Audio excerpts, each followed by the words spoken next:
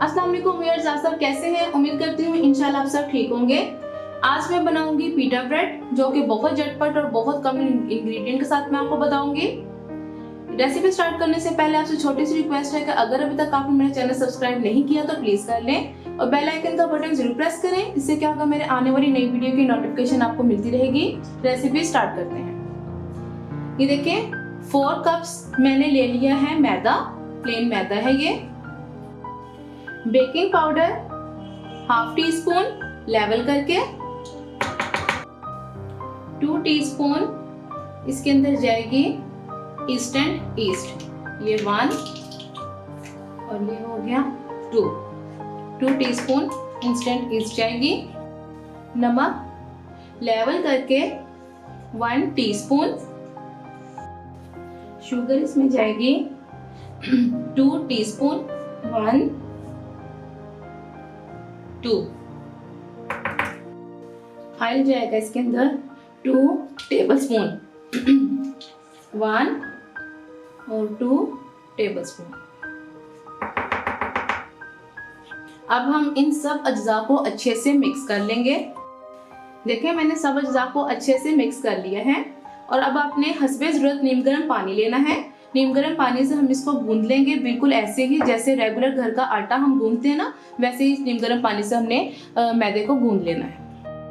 ये देखिए मैंने डो को अच्छे से गूंद लिया है और इसको मैंने ऑयल लगा दिया है डिब्बे को, और आपने एयर टाइट कंटेनर लेना है और आपने इसको अच्छे से कवर करके इसको बंद करके तकरीबन 4 घंटे के लिए इसको राइस होने के लिए रखना है। अगर सर्दियां हैं तो 4 घंटे के लिए और अगर गर्मियां हैं तो 2 घंटे के लिए राइस होने के लिए रखना है। और आप इसको किचन काउंटर पे रख सकते हैं और या फिर किसी बंद कैबिनेट में, चलते ओवन में नहीं रखना, या बंद ओवन में भी रख सकते हैं। 4 घंटे के लिए इसको राइस होने के लिए रखना है। ये देखें तकरीबन 4 घंटे हो गए हम इसको रखे हुए और ये देखिए माशाल्लाह कितनी फ्लफी हो गई है। अब मैं इसको निकालती हूँ फ्लोर पे। ये देखें थोड़ा सा मैदा मैंने डस्ट करके फ्लोर पे सारी डो निकाल ली है। अब इसको हम थोड़ी बहुत सेट कर लेंगे डो को। इस तरह सारी इकट्ठी करने के बाद ऐसे आपने इसको ऐसे रोल करते जाना ताकि इसकी जितनी एक्स्ट्रा एयर है वो सारी निकल जाए।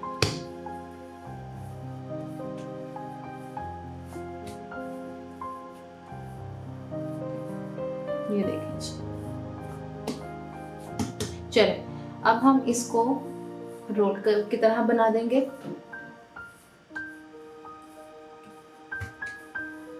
अब जितने आसानी से इसके पेड़े बन सकते हैं उतने हम पेड़े बना लेंगे।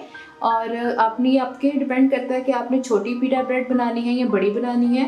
मैं मीडियम साइज़ की बनाऊंगी, चलिए जिसके हम पेड़े बना लेते हैं। ये देखें मैंने इस साइज़ का पेड़ा लिया और मैंने इतने साइज़ की रोटी बेली। इसकी मोटाई आपने इतनी रखनी है, बहुत पतली नहीं करनी, थोड़ी सी मोटी रखनी है। तो चलें जी, हम इसको हमने बेल लिया है रोटी की तरह और अब हम इसको तवे पे डाल देते हैं। ये देखें तवा मैंने गर्म होने के लिए रख दिया था। अब मैं इसको ऐसे हाथ कर रही हूँ तो मुझे हल्की हल्की इसकी हीट फील हो रही है। तो अब हम इसको तवे पे डाल देते हैं। मीडियम टू लो आंच पे हम इसको एक तरफ से करेंगे, पकाएंगे रोटी को, फिर हम इसकी साइड चेंज कर देंगे। अभी आपने इसको बिल्कुल नहीं हिलाना, जैसे ये फूल रही है इसको फूल लेते हैं। फिर हम नैपकिन की मदद से फिर हम इसको हल्का हल्का प्रेस करते जाएंगे और फिर रोटी फूलती जाएगी।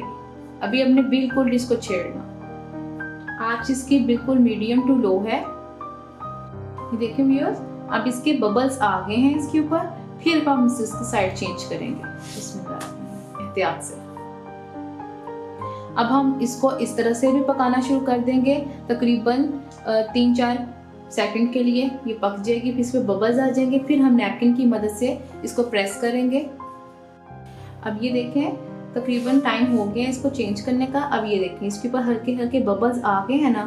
तो अब हमने क्या करना है कि जो दूसरी साइड है उसी को नीचे रखते हुए हल्का हल्का हमने ऐसे प्रेस करना है।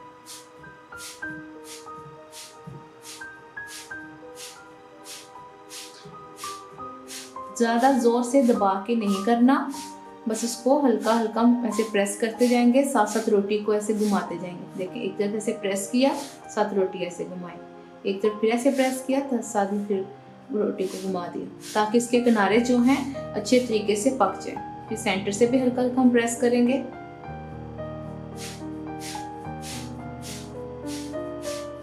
अगर आप एक तरफ से ऐसे प्रेस किए रखेंगे तो दूसरी तरफ से रोटी जल जाएगी, ज़्यादा पक जाएगी और फिर दूसरी तरफ से कच्ची रहेगी।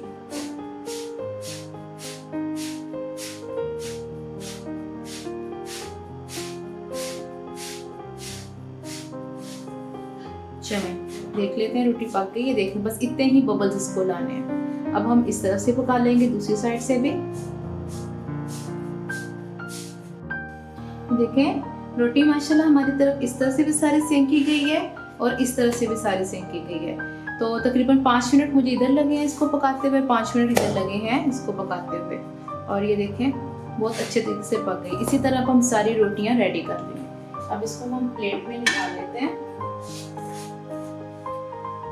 ये देखिए हमारी पीटा ब्रेड रेडी हो गई। देखिए पीटा ब्रेड बन के हमारी सारी रेडी हो गई है। और ये देखिए कितनी सॉफ्ट बनी है। इसको कैसे भी आप रोल कर लें, ये बिल्कुल नहीं टूटेगी। और आप इसको शौरमे के तौर पे भी यूज़ कर सकते हैं। और आप ये मुझे बताना आपको रेसिपी कैसी लगी है। अगर अच्छी लगी है तो अपने फैमिली फ्रेंड से ज़रूर शेयर करें और चैनल को जाकर ज़रूर सब्सक्राइब करें। इंशाल्लाह मैं नई वीडियो के साथ आपके सामने हाजिर होंगी। अल्लाह हाफिज़।